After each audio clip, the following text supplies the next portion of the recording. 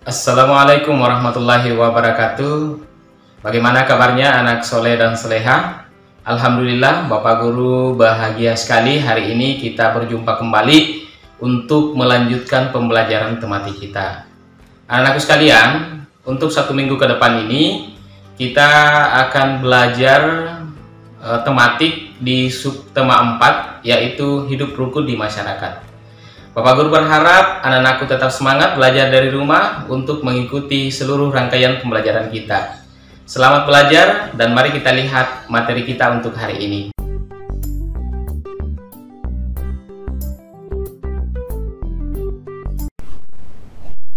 Baik anak-anakku sekalian, untuk memulai pembelajaran kita hari ini, mari kita sama-sama membaca doa. Mudah-mudahan apa yang kita lakukan hari ini dapat diberkahi oleh Allah Subhanahu wa Ta'ala, sehingga anak-anakku bisa memahami semua apa yang kita pelajari hari ini, dan tentu saja kita berharap mudah-mudahan bisa membawa manfaat untuk kita semua. Baik anak-anakku sekalian, kita angkat tangan, kemudian menundukkan kepala, sama-sama berdoa. Bismillahirrahmanirrahim. Rabbi syrahli sadari wa yassirli amri wahlul 'uqdatam min lisani yafqahu qawli. Rabbi zidni ilma warzuqni fahma birahmatika ya arhamar rahimin. Amin amin ya rabbal alamin. Alhamdulillah anak-anak sekalian, kita sudah membaca doa dan sekarang langsung saja kita lihat materinya ya. Seperti yang Bapak Guru sampaikan tadi bahwa kita sudah masuk di subtema 4, yaitu hidup rukun di masyarakat. Nah, jadi anak-anakku sekalian, anak-anakku boleh perhatikan ini gambar, silahkan diperhatikan. Ini adalah kerja bakti ya, seperti di bukunya dijelaskan bahwa di sekitar rumah Dina itu ada pos ronda ya, pos ronda. Kemudian mereka bergotong royong untuk membangun. Jadi bapak-bapaknya membangun, bekerja bakti, bergotong royong. Kemudian ya ibu-ibunya menyediakan konsumsi. Ya ini kelihatan ya, menyediakan makanan untuk bapak-bapak yang sedang bekerja. Kemudian apa perannya anak-anakku sekalian? Nah, anak-anakku boleh ikut bekerja bakti dengan membuang sampah misalnya ya, seperti yang dilakukan oleh Dina dan teman-temannya. Nah, apakah kamu pernah bergotong royong di lingkungan rumahmu? Tentu saja ya, anak-anakku semua sudah pernah mengikuti gotong royong seperti kerja bakti ya, kerja bakti di masjid misalnya, di tempat-tempat umum, di lapangan atau di sekitar rumah ya, bekerja bakti membersihkan lingkungan juga bisa. Nah, baik anak-anakku sekalian, kita lihat dulu untuk di pembelajaran 1 ini apa materi kita. Nah, ini dia. Yang pertama, kita akan menyebutkan dan menuliskan kalimat penolakan dalam teks. Kemudian, kita akan menentukan bahan alam untuk prakarya. Dan kemudian yang ketiga, kita akan melakukan penjumlahan dengan teknik menyimpan dan mengurangi dengan teknik meminjam. Ya, jadi ada penjumlahan, kita menggunakan teknik menyimpan, dan pengurangan teknik meminjam kalau tidak bisa dikurangi. Nah, perlu saya sampaikan kepada anak sekalian bahwa untuk hari ini Bapak Guru rencana akan menjelaskan sekaligus 2 materi ya, pembelajaran 1 dan pembelajaran 2. Nah, mudah-mudahan anak-anakku tetap semangat ya dan betah untuk menyelesaikan videonya biar bisa dipahami dengan baik ya. Mari kita lihat langsung kita lihat materinya. Untuk materi yang pertama, nah kita mengamati dulu. Nah ini dia, memperhatikan gambar di bawah ini. Menurutmu apakah kegiatan pada gambar ini termasuk sikap menjaga kerukunan di lingkungan masyarakat? Nah coba kita lihat apakah gambar pertama ini menunjukkan atau apakah termasuk sikap menjaga kerukunan. Ya, buanglah sampah di tempat sampah. Nah baik Pak. Nah, apakah ini termasuk? Ya. Nah, ayo kita bersihkan taman ini. Ayo. Nah, semua kelihatannya kalau kita lihat percakapannya semua rukun ya. Rukun bersama warga. Ya. Nah, ini dia. Wah, ini lebih bagus lagi ini kayaknya karena mereka bekerja bakti. Tapi kira-kira apa yang kita mau ambil dari gambar ini? Nah, coba sebelum kita baca yang di bawah, kita lihat dulu percakapannya. Bapak-bapak, mari istirahat dulu. Nah, ini ibunya membawa kue, membawa konsumsi, kemudian mengajak bapak-bapaknya untuk istirahat. Ya, terima kasih Bu. Ya, kemudian yang kedua, malam ini kita ronda Pak. Maaf Pak, saya tidak bisa ikut. Nah, dan aku sekalian, ini sudah masuk di materi yang tadi saya sampaikan. Gambar manakah yang menunjukkan kalimat penolakan? Kalau di sini kita lihat, di sini tidak ada yang menolak ya. Bapak-bapaknya diajak untuk istirahat, ya mereka berterima kasih, berarti tidak menolak. Kalau ini malam ini kita ronda Pak, maaf saya tidak bisa ikut. Ternyata ini tidak bisa ikut ya. Jadi ini adalah kalimat penolakan. Iya, kalimat penolakan. Anak-anakku sekalian, kalau ada yang mengajak, boleh menolak ya kalau memang tidak bisa. Tapi harus diawali dengan kata maaf. Kemudian paling bagus dijelaskan alasannya. Kenapa dia tidak bisa, kenapa menolak ya. Jadi kita bisa menolak tapi caranya yang sopan. Oke. Nah, baik anak-anakku sekalian. Di sini saya akan membacakan teks ini ya. Kemudian nanti anak-anakku menunjukkan kira-kira yang mana kalimat penolakan. Ya, coba dengarkan baik-baik. Pos ronda. Untuk menjaga keamanan lingkungan, akan diadakan ronda malam bergiliran. Warga pun mengumpulkan dana untuk membangun pos ronda. Ya, bapak-bapak, mari kita bergotong royong membangun pos ronda pada hari Minggu besok. Ajak Pak RT. Nah, ini ada yang minta maaf. Kira-kira kalau minta maaf ini apa? Apakah menolak atau bagaimana? Maaf Pak, saya tidak bisa ikut karena akan dinas keluar kota. Jawab ayahnya Made. Wah, ternyata ayahnya Made ini menolak ya. Tidak apa-apa Pak, kalau memang berhalangan, kata Pak RT. Saya akan ikut membantu, jawab ayah Nina. Esok harinya, warga bergotong royong membangun pos ronda. Ya, pertanyaannya sudah jelas ya. Pada teks di atas terdapat kalimat penolakan. Coba sebutkan kalimat yang dimaksud. Coba aku tunjukkan yang mana kalimat penolakannya. Coba. Ya, tentu saja kalimat penolakannya yang ini ya. Maaf Pak, saya tidak bisa ikut. Saya tidak bisa ikut. Ini bagus karena dijelaskan alasannya. Ternyata ada dia akan dinas di luar kota. Nah, sekarang anak-anakku sekalian, ini sudah masuk di materi yang kedua, yaitu kita akan mengenal alat bahan untuk membuat prakarya. Nah, ini contoh prakaryanya nanti yang akan kita buat ya. Kemudian di sini ada daun dan bunga kering. Ini contohnya ini juga contohnya semua alat-alat bahan-bahan alam yang bisa kita gunakan untuk membuat prakarya. Nah, dan aku harus tahu bahwa di dalam membuat prakarya itu ada 3 yang harus kita perhatikan biasa. Yang pertama itu adalah bahan apa yang akan kita gunakan. Kemudian alat apa yang akan kita gunakan. Kemudian yang ketiga langkah-langkahnya bagaimana. Ya, jadi setiap kita membuat prakarya itu 3 yang harus kita perhatikan ya. Nah, saya bacakan dulu ini. Pos ronda telah selesai dibuat. Petugas ronda dapat beristirahat di pos setelah selesai berkeliling. Pada siang hari, anak-anak sering bermain di sana. Roni dan teman-temannya membuat prakarya di sana. Mereka menggunakan bahan dari alam. Contoh bahan alam yaitu daun dan bunga, biji-bijian, pasir, ranting, serta kulit kerang. Ini semua bahan alam ya yang bisa kita gunakan untuk membuat suatu prakarya. Kemudian untuk membuat prakarya dari bahan alam diperlukan alat-alat seperti kertas gambar, pensil, gunting, cutter, dan lem. Nah, gunting dan cutter harus digunakan dengan hati-hati. Ya, ini benar tajam ya, gunting dengan cutter. Dan aku kalau menggunakan kedua alat ini harus berhati-hati. Ya, jangan sampai teriris tangannya. Nah, ini tadi yang Bapak Guru sampaikan, bahannya sudah, kita tahu alatnya juga sudah. Kemudian bagaimana caranya? Nah, itu yang harus diperhatikan. Ayo membuat prakarya dari bahan alam dengan cara menempel daun. Oh, ternyata caranya akan ditempel, tapi daunnya kira-kira bagaimana?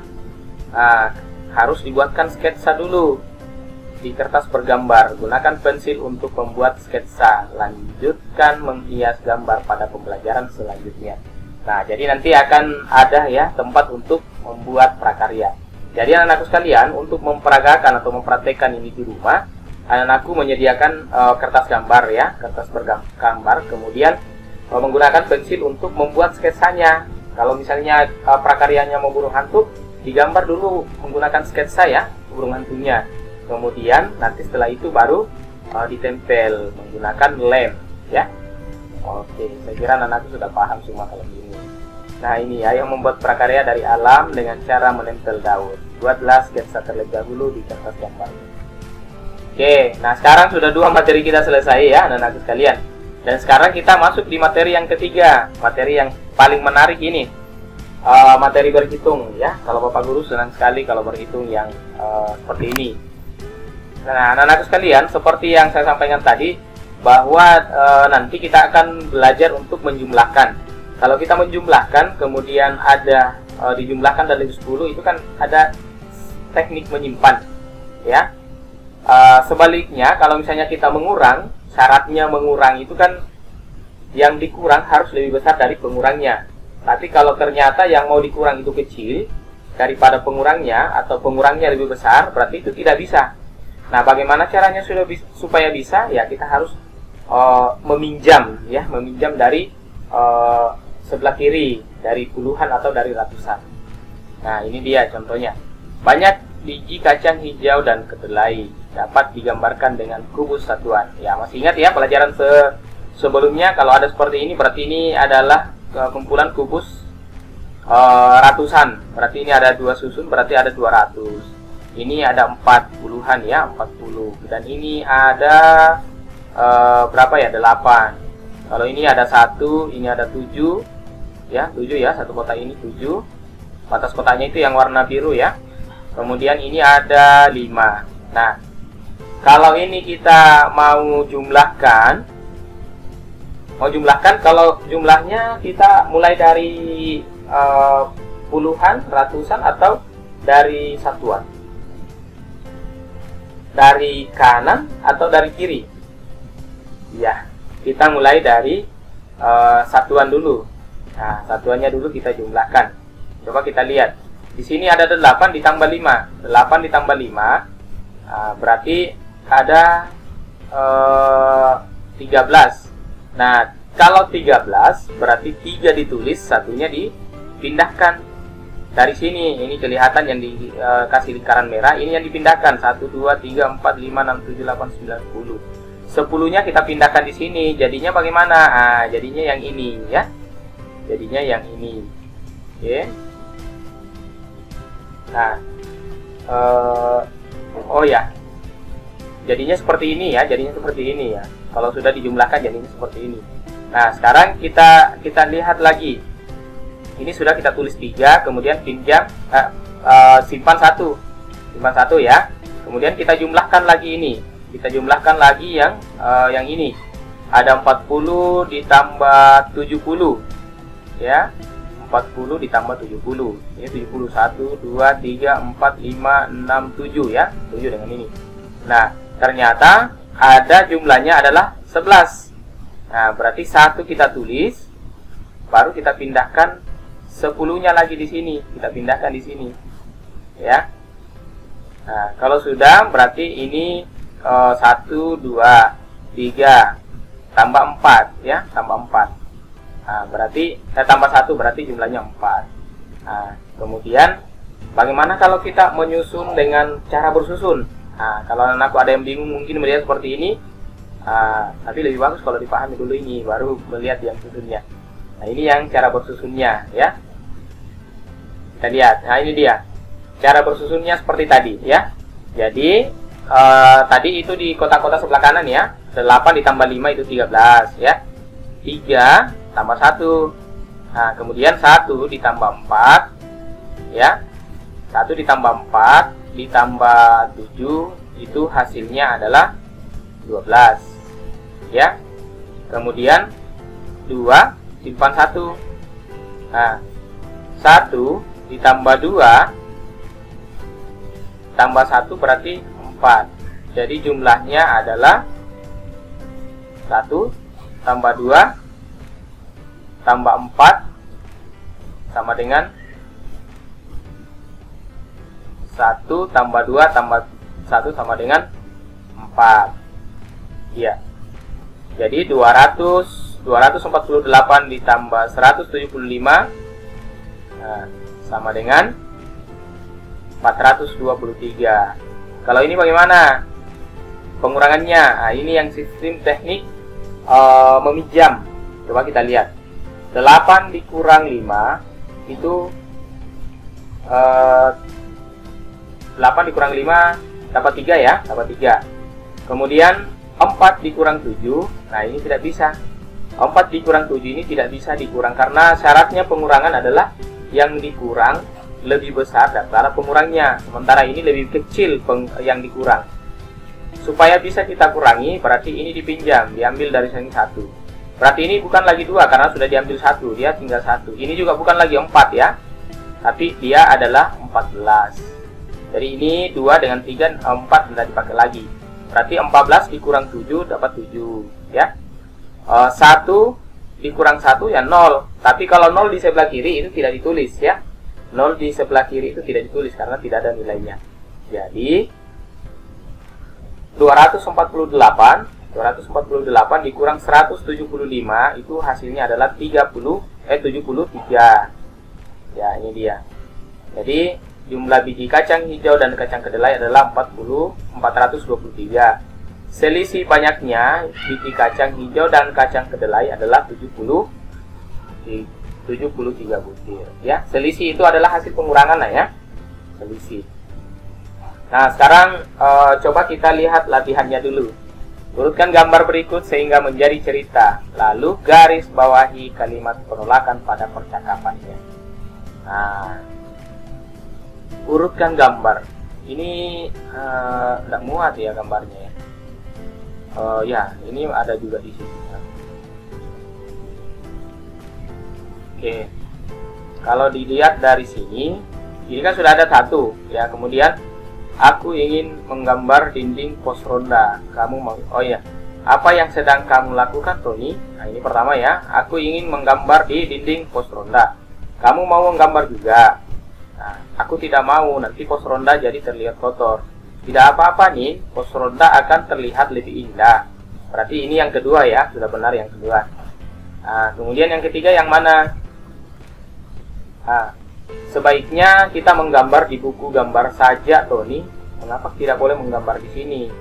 Kita harus merawat sarana umum, Tony. Pos ronda adalah milik seluruh warga. Baik, begitu ya. Ya nih, baiklah, aku akan menggambar di buku gambar. Jadi ini adalah ketiga, ini adalah keempat. Yang mana penolakannya?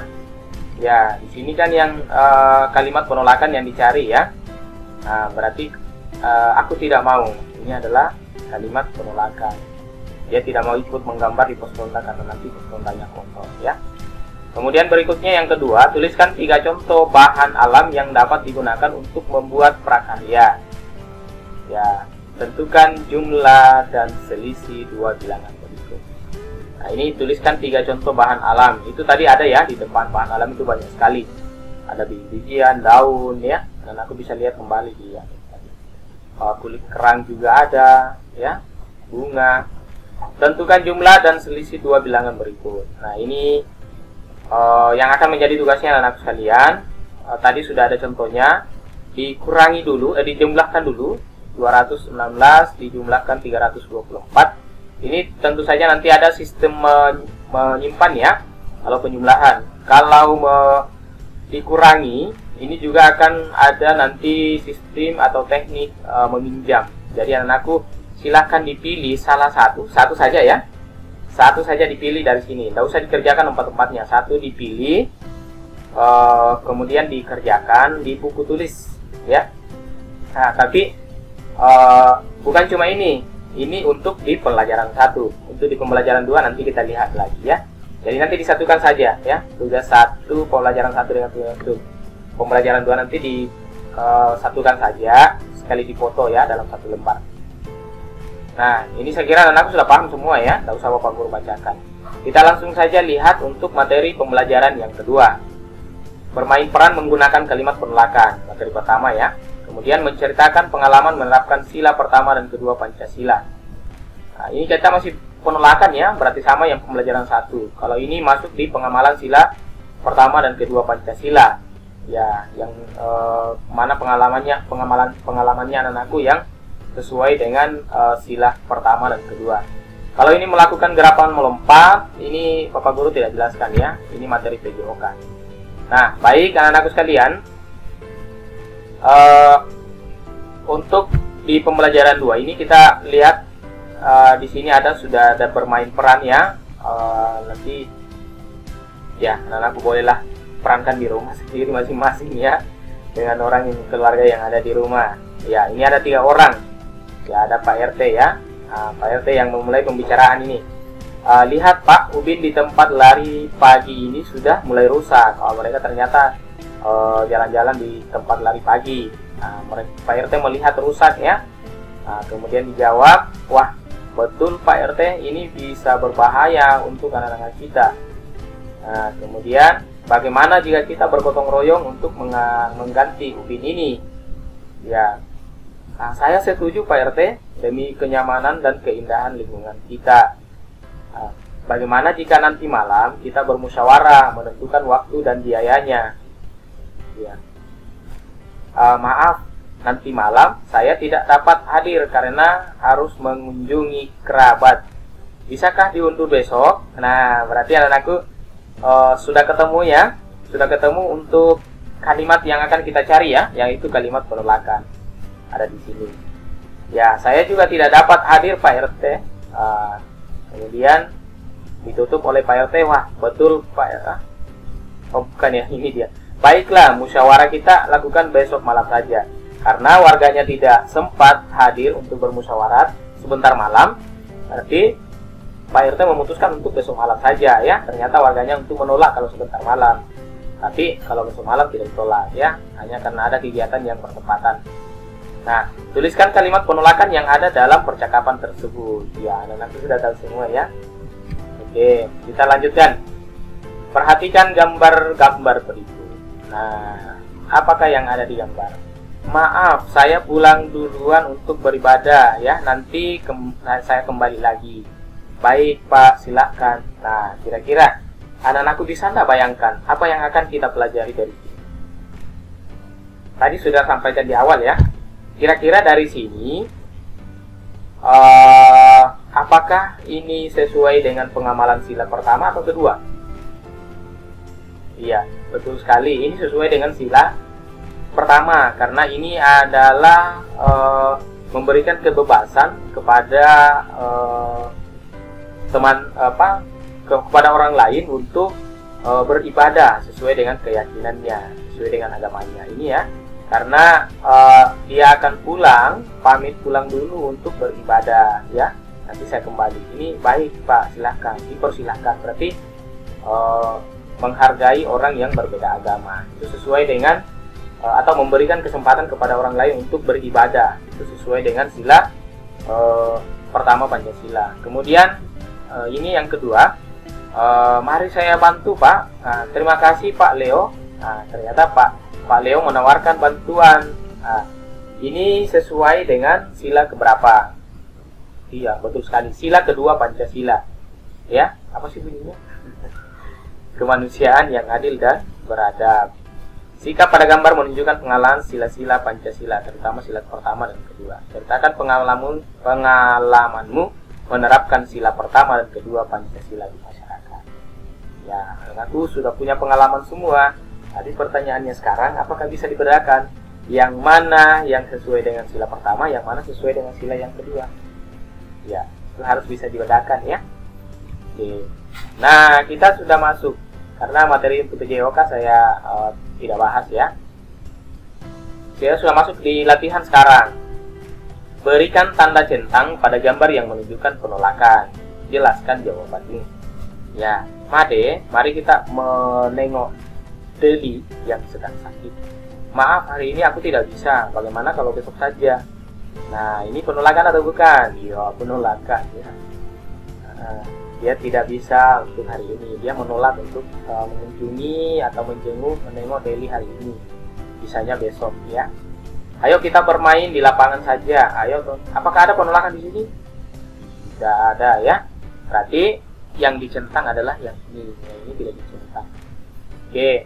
Untuk nomor 2, berilah tanda checklist atau centang pada sikap pengamalan sila pertama Pancasila. Berikan tanda silang pada sikap yang bukan pengamalan sila pertama.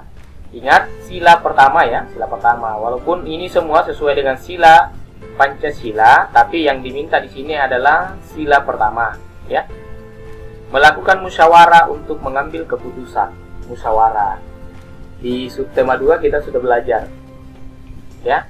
Melakukan musyawarah berarti sesuai dengan sila keempat. Kemudian menghormati tetangga yang sedang merayakan hari besar agamanya. Ini checklist atau tidak? Ya, ini yang checklist ya. Kalau bergotong royong dengan semua warga meskipun berbeda agama. Ya, kira-kira yang mana? 1, 2, 3, 4, 5? Ya. Bergotong royong dengan semua warga meskipun berbeda agama. Ini menjaga persatuan ya, berarti ketiga, bukan 21. Walaupun sini ada agama, tetapi bukan agamanya, hanya disampaikan bahwa walaupun berbeda agama dia tetap bergotong royong ya. Jadi yang di checklist adalah yang di tengah. Tuliskan 2 contoh pengamalan sila kedua Pancasila di masyarakat. Nah, ini yang tugasnya anak-anakku sekalian ya. Jadi tadi di pembelajaran pertama saya kasih tugas dipilih 1 dari 4 yang mau dikerjakan untuk matematikanya ya, penjumlahan dan pengurangan. Kemudian tuliskan 2 contoh pengamalan sila kedua Pancasila di masyarakat. Ya, tuliskan 2 contoh pengamalan sila kedua Pancasila di masyarakat. Ini sila keduanya yang diminta. Kalau tadi sini yang ditandai sila pertama, kalau ini sila kedua. Ya, apa yang pernah anak-anakku lakukan? Nah, contohnya tadi seperti apa ya? Contohnya tadi. Ini mari saya menawarkan bantuan ya. Ini yang sesuai dengan sila kedua. Nah, oke, anak-anak sekalian sudah paham semua ya. Kalimat penolakan, kemudian pengamalan sila kedua dan pertama Pancasila, kemudian tadi di pembelajaran pertama tentang penjumlahan dan pengurangan ya untuk mencari selisih ya, dengan teknik menyimpan atau menyimpan. Nah, sudah paham semua ya. Oke.